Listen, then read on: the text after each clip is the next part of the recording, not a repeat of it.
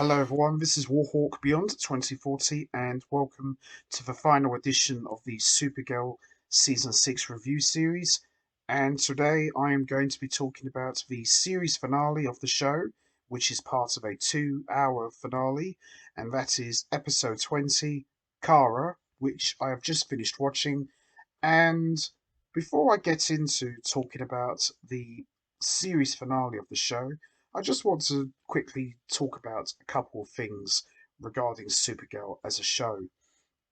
Now, when Supergirl was announced that she was going to get her own series back in 2015, I was very skeptical about it because the idea of Supergirl as the lead in her own show, but with Superman not being present, was very worrying because I have always liked the Supergirl character, especially in the DCAU and in the comic books as well, but I never really looked at Supergirl as a strong character. And even going back to her first solo movie, and so far the only solo movie, which was in 1984 with Helen Slater. Although Helen Slater did a great job to the best of her ability, I found the film just to be a bit of a hit and miss for me. And I remember when Supergirl was announced, as I said already, as a TV series, I just didn't think it could work. And I've talked about this before. I had no interest in watching the show, just didn't care for it. I just thought, well, if Superman's not going to be part of it, what's the point? But it wasn't until I think was around episode 18 when the Flash appeared, and I've talked about this before. Me and my friends, we always said to each other, "Oh, the only reason they're bringing the Flash into Supergirl is because the show's not doing well." Because I was a huge fan of the Flash show at the time, still am, but at that time, I was a huge fan of the Flash. So I watched the episode and I enjoyed it a lot. I thought it was a lot of fun watching Grant Gustin and Melissa Benoist bounce off one another. They had great chemistry, and I just loved the way the episode was written. It was very corny, very cheesy, but very typical Silver Age slash Golden Age where two heroes meet each other and they become friends straight away. And I decided that, I'm going to watch the whole season one. I'll give it a chance. And I ended up enjoying it, and I ended up buying season one on DVD shortly after. So, fast forward 6 seasons later, Supergirl, although has had its share of ups and downs, by and large, I would say it's been a pretty good show. My favourite season, without a doubt, is season three, which I always said was the turning point where the show went from being a very light-hearted and goofy kind of program to a much more serious, mature, dark, hardened edge kind of show. And a lot of that was thanks to Rain, who I still go on record to say is and forever will be the best villain to ever appear on Supergirl. And I'm a little bit bummed out that she didn't appear in the series finale or any of the episodes for that matter. But I think in a way it's kind of good because Rain was a special kind of villain. For me, I always looked at Rain as kind of like Supergirl's Doomsday. Someone you don't just bring in for one episode or a throwaway episode. If you're going to bring someone big, you've got to make it count. So I think in a way it's good that Rain didn't return full time. I know she made a cameo, I think back in season 5 for the 100th episode. But other than that, that was the most we got. So in a way, I'm kind of glad they didn't. But I really did miss Rain. I would have loved to have seen her come back. But I suppose that's what makes them more special. Now, in terms of the ending, it was okay. I thought the ending could have been a little bit more. I always thought the show would end with Nia getting killed off and Brainiac 5 and Supergirl getting together and becoming a couple like they did in Justice League Unlimited. And they both go off to the future where Supergirl joined the Legion of Superheroes That's how I thought the show was going to end. And I even did a theory video of that many months ago about how I think Supergirl season 6 could end. But it didn't end that way. And that's fine. I'm okay with that. So, in terms of the episode itself, I thought it was pretty good. Wasn't terrible. The ending was okay. I wouldn't say it was the worst ending. It was a decent ending for what it was. I still think the best ending in the Arrowverse goes to Arrow, with Oliver sacrificing himself to save the multiverse from the Anti-Monitor. I still think that wins as the best ending, and Oliver and Felicity reuniting in the afterlife was a very touching scene. So I still think Arrow has the edge in terms of best ending. So I would probably put Supergirl ending maybe at number two, because so far we've seen three Arrowverse shows end: Arrow, Supergirl, and Black Lightning. Black Lightning's ending, although good, I still wanted more because it didn't feel like it was over. Supergirl, same thing. Good ending, but I felt it wasn't over, if that makes sense. So, with that all said, we're going to get straight into it. Let's talk about episode 20, the series finale, Cara. And before we get started, I just want to quickly say that, in spite of all of its ups and downs, I've enjoyed this show. I really have. Some episodes I didn't care much for, but by and large, I'd say this was a pretty good run for me. So, anyway, this episode picks up where we left off at the end of the last episode, where we see Lex and Nixley continuing to battle each other, while we see all of humanity remains powerless and without any hope, and represented by people greying out rather than being in colour, which I thought was quite an interesting touch. We then see in the tower's medbay, Lillian tells Lena that she's dying and she's ready to go, but she reveals that she's always known about Lena's real mother and her magic. Lillian tells her that she was worried Lena would suffer her mother's fate also, so she put talisman around the house to drown out her power and pushed her to science instead. Lillian tells her that she wants to set her free and tells her to use her power and live the life that she deserves to live. Now, Lena Luther, I've talked about this before. Lena Luther's been a very interesting character.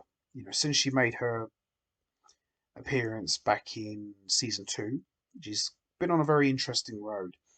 Started out as a good best friend for Cara, then she started wrestling with her Luther heritage and her dark side, and it looked like at one point Lena Luther was actually going to become a main villain for the show, like basically Supergirl's main enemy, like Lex Luthor is for Superman. But she's come a long way, and Katie McGrath, to her credit, she's really made the character her own, and I can't see anybody else playing Lena Luthor but her. And she's really fleshed out, so she went from being businesswoman slash best friend to now being this hero in her own way. And at times she's been a bit of a bad guy as well. There was some moments where it looked like Lena was actually going to become a full-blown villain, and I remember that back in season 5 they were going to do that, but it didn't happen. So Lena's really grown into her own character.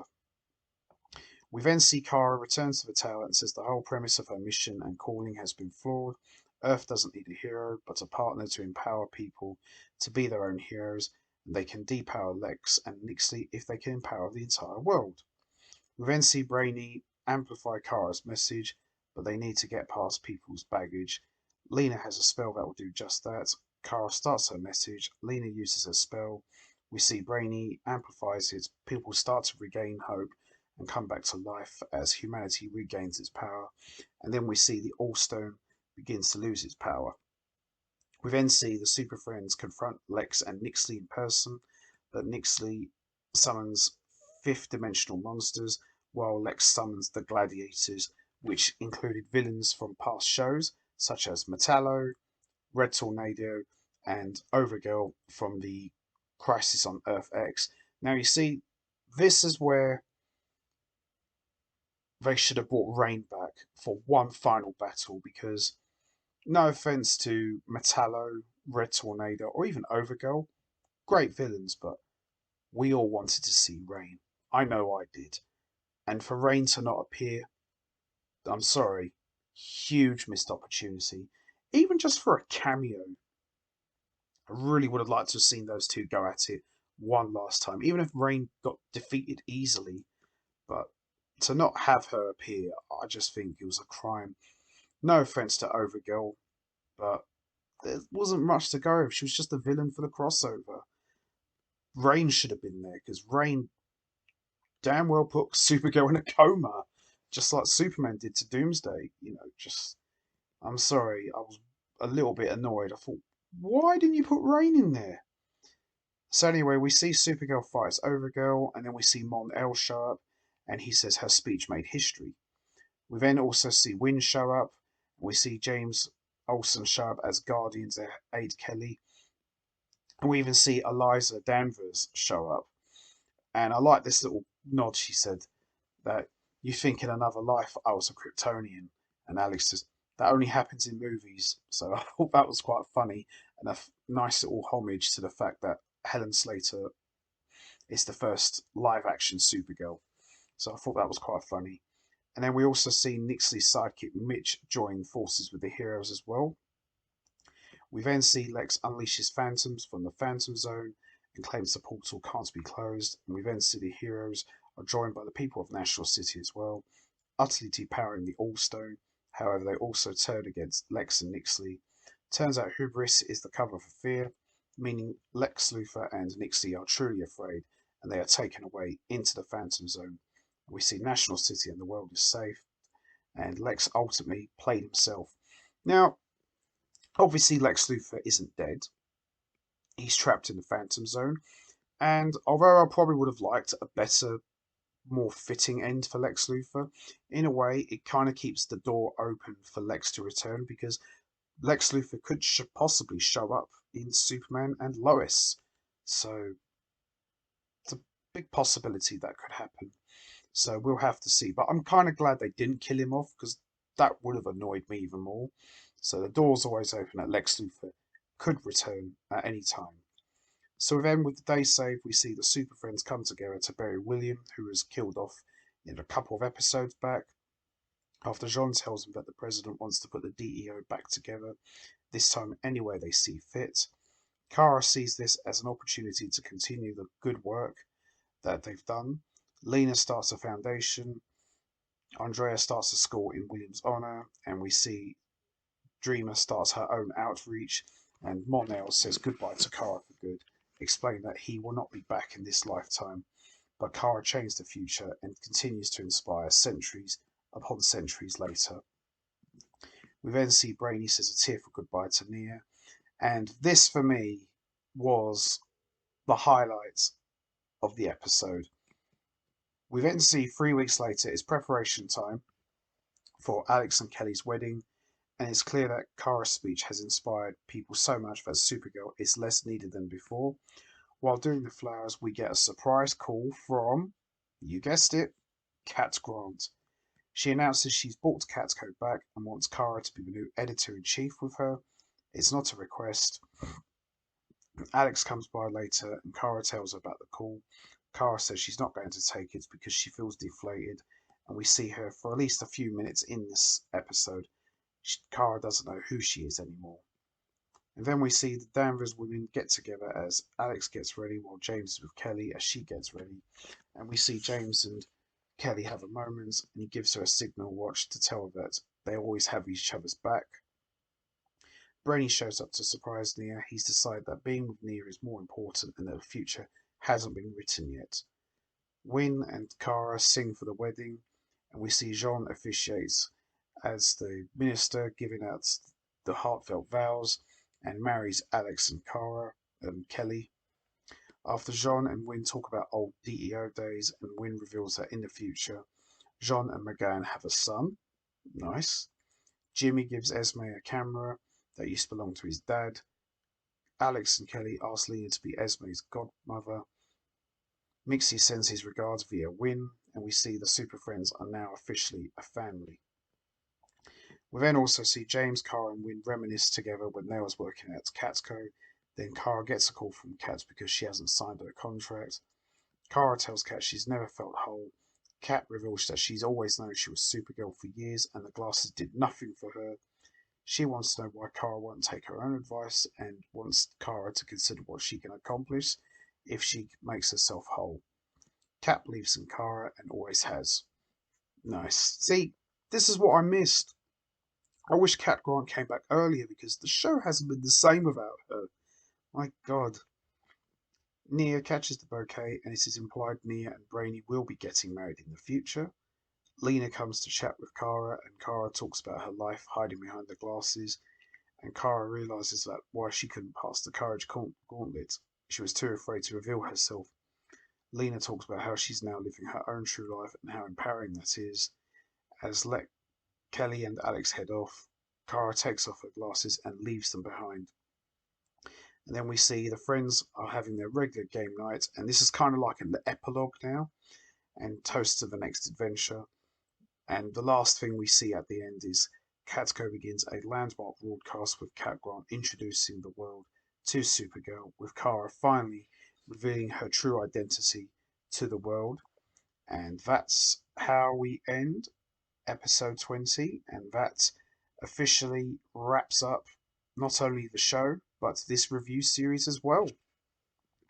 Overall, I thought this was a decent ending. I would have liked to have seen Rain back. Definitely would have liked to have seen her back. Would have liked to have seen Superman involved in this, actually, even just for one scene. Very surprised about that. But by and large, I would say this was pretty decent. I still think Arrow wins for best ending, but Supergirl, I probably would say this is maybe second best ending in the Arrowverse. Flash hasn't ended yet, so we'll see what happens there, and we'll see what happens with Legends. But right now, Arrow is still in the lead as top ending, and I would probably say Supergirl's ending is at that number two. So, Cats Grant buying up Catco and Cara officially revealing herself to the entire world. Interesting. Not saying that we're going to see more of that. Who knows? But I think if we had a season 7, would have liked to have seen more of that explored. But I thought this was a decent ending, and as I said, in spite of the ups and downs that this show has had, I would say by and large, it's been pretty good. I would say the best seasons are season 4, season 3, and season 1. Season 2, I didn't care much for. Season 5 was all right, maybe not as strong. Season 6, bit of a hit and miss for me, but there was good episodes. So I'd probably say the top 3 seasons for me are season 4, 3, and 1. I really enjoyed those 3 the most. And I'm looking forward to rewatching the whole series when season 6 comes out on DVD. So that's going to be it from me. I am going to wrap this up now. What was your thoughts on the series finale of Supergirl season 6? Did you enjoy it? Would you have ended the show like this? And also, would you have liked to have seen other characters make their return, like Rain, or maybe an appearance from Superman? And also, what's your thoughts on Lex Luthor being trapped in the Phantom Zone? Do you think that's a good way to keep the door open for him to return in other Arrowverse properties? And also, what about Supergirl finally coming out and revealing her identity to the entire world in an interview with Cat Grant? Do you think that's an interesting way to end the show? Or do you think this could have happened earlier? You know what to do, guys. Hit the like button, hit the subscribe button, leave your thoughts and comments down below. And I want to take this opportunity to say a very special thank you to everybody who's enjoyed listening to me talking about all 20 episodes of Supergirl and also my past reviews of the show as well. And thanks ever so much. I really appreciate it. So until next time, take care, everybody, and stay safe. And many congratulations to the show for an amazing run of 6 seasons. You guys absolutely rocked, and you guys did a tremendous job. So Take care and stay safe, and bye for now.